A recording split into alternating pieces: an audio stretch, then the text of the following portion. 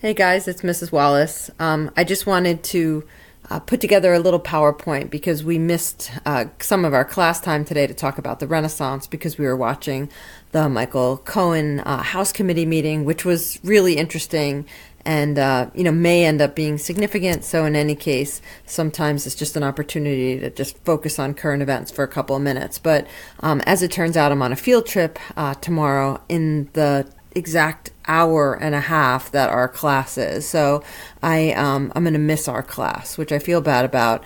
So I just wanted to give you a little bit of maybe a description of some of the readings that we were working on and just kind of touch on a few points.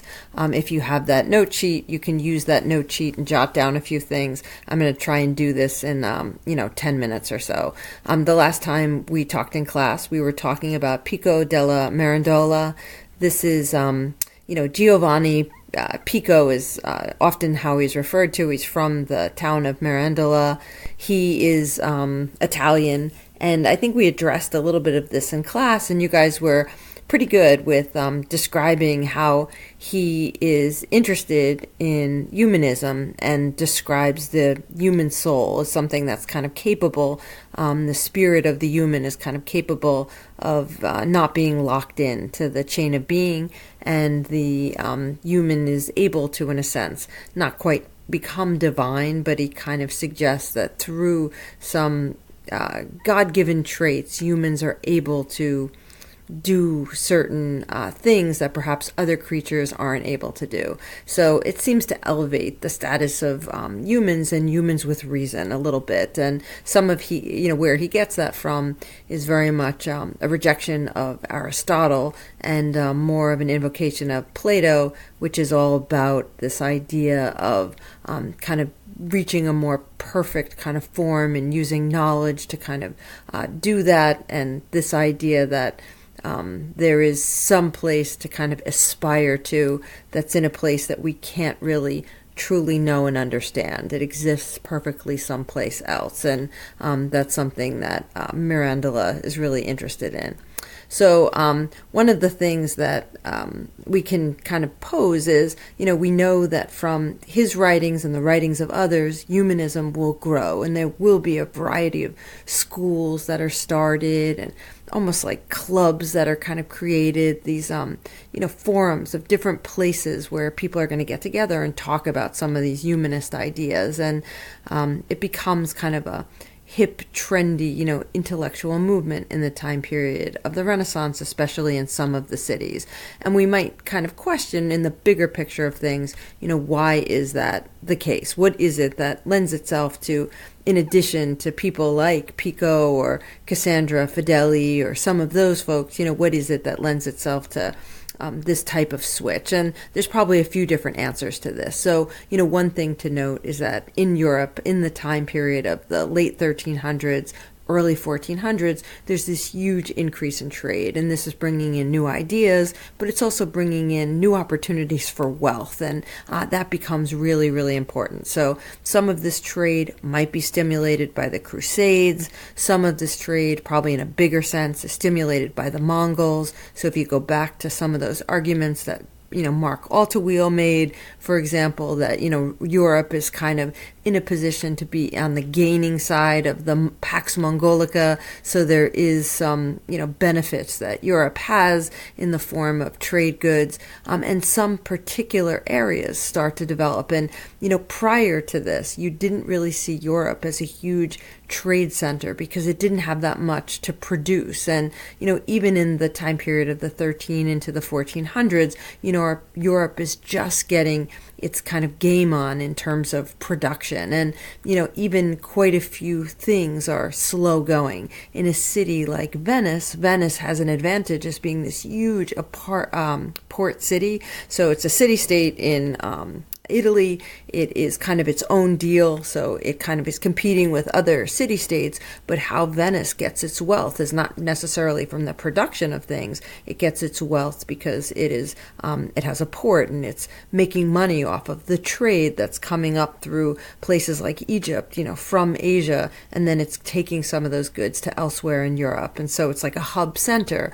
A place like Florence, that's not necessarily such a coastal city, is going to be more in a position of becoming a manufacturer. And we see a city-state like Florence actually get into the process where it will take in wool from other places and then refine the wool into really high-end textiles. So, eventually by the 1500s, there's cities in Europe that have these kind of specific types of production that they do, but it takes a while to get to that point, and it's not every city throughout Europe, so it's kind of slow growing, but a great deal of the things that Europeans want are products that are coming from Asia, the spices, the silks, the things that ultimately, Europe is kind of enticed by. The other thing, and this is a huge kind of point, is the Islamic Golden Age had been ongoing for hundreds of years before the Renaissance. So if you think about like the House of Wisdom in Baghdad, you think about kind of the way in which there was this almost like really big kind of birth in science and philosophy. There wasn't that much conflict between religion and science, in the kind of golden age of Islam. So you have medical experience and training and a lot of texts that are rewritten into Arabic and ultimately into Latin, translated from Arabic into Latin. So there's a great deal of what happens in the European Renaissance that's really borrowed from the Islamic world, and it becomes, in a lot of historians' mind, a huge argument is that, the Renaissance is really just a continuation of what had been ongoing in other parts of, kind of Eurasia at a different point in time, and a lot of when the city of Baghdad and places kind of in the Middle East start to decline as a result of things like the Mongols. Some of the things that ultimately get transferred is a great deal of the texts. And Ibn Sina is a really good example. He is a philosopher, also somebody who had a huge kind of medical textbook that he created, but one of the people that we looked at, Thomas Aquinas, heavily borrows a lot of ideas from Ibn Sina. Some of the exact same question that Aquinas looked at, how do we prove the existence of God, is something that Ibn Sina talked about. So there is a lot of borrowing that's going on in the Renaissance, and that becomes important too. So humanism isn't necessarily new. The other thing is the plague, and this is perhaps maybe of all the reasons, really significant in terms of some of the locations on the map. The plague, which you can see the date here from 1347 to 1351, a few years in time where in quite a few specific places, there's at least half of the population that's eliminated as a result of the plague. There's other plagues that follow 1351, so it kind of keeps coming back in smaller forms or in specific places. So it's not really exclusive only to those few years, but that's kind of the worst portion of it, especially for Italy. So a place like Florence, for example, which becomes like a big hotspot for humanism in the 1400s, by the mid 1300s has lost a good 60% of its population. There are some other city-states in Italy that aren't affected at all, but a great number of people in some of the city-states, and the plague will move northward. We also see really big plague effects in places like London in England, and it does move around. Historians do believe that the plague largely came from Asia, probably through some of the conquests of the Mongols in places like Kaffa, which is in like modern day Crimea, and it's possibly the case that Italians in that particular battle maybe brought the plague, from Asia, to some of the city-states in Italy. It's not necessarily a given. There are different strains of the plague, so it's certainly possible it wasn't the same strain, and there's different historians historians who have still kind of studying that. It's still kind of an open debate, but a lot of earlier historians, kind of were always under the impression that the plague had moved in the bubonic form from Asia to Europe, and this would have been the form that was kind of manifested itself in people who succumbed to the plague.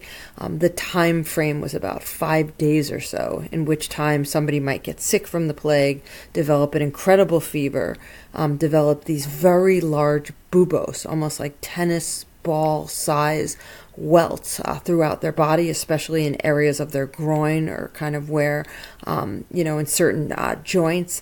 And these buboes would ultimately turn black, and people would be kind of bleeding internally, and also, kind of have a very blackened skin, almost from the skin decaying, even while people were alive. So in about 5 days' time, many people who did get the plague actually were, infected and then succumbed to the plague. And, the amount of people who were affected is just tremendous. And it happens in certain communities in such large scale that entire, villages are completely abandoned, town areas that are crowded. It travels very quickly. People leave family members behind. A great deal of, psychological trauma, as well as people looking to kind of get as far away from possible. People who were kind of in a position of being infected, in few cases were quarantined. We know that in the city-state of Venice, ships that pulled up, sometimes the ships were quarantined for about 40 days, so that ultimately if there was somebody who was sick, they were given time to quarantine some of the ships before letting people on board. But we don't really see the advent of significant hospitals with the efforts of sanitation and keeping people quarantined. We don't see that in a big way until much more after the plague.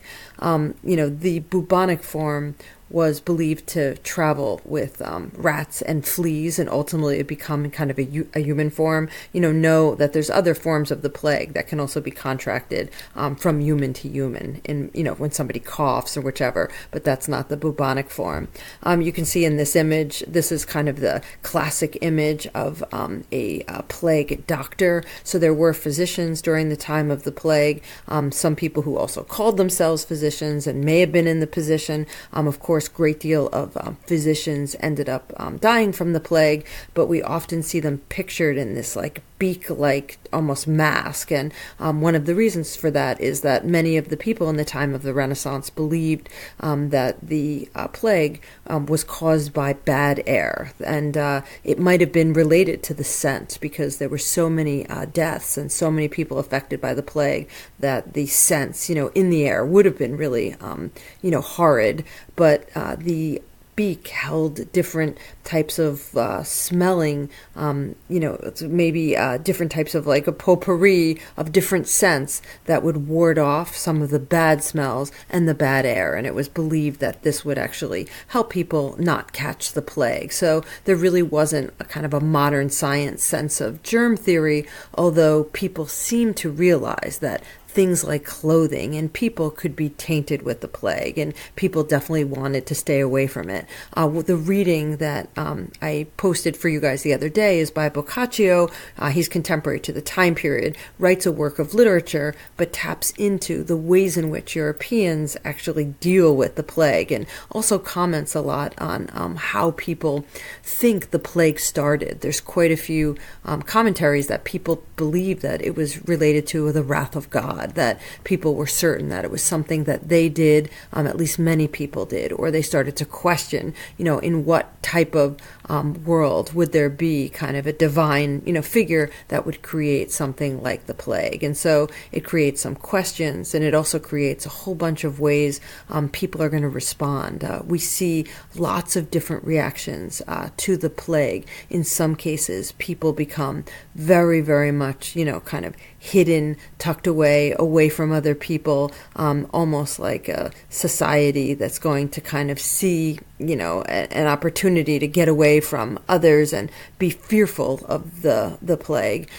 Some people will behave as it's kind of like, the end of the world, and we see almost like a euphoria, people who will kind of live like they've never lived before, all types of people that kind of congregate in almost a festive setting, living, as if, and it is kind of the end of the world in a lot of people's eyes. And then other groups kind of take this idea that much of the plague is due to man's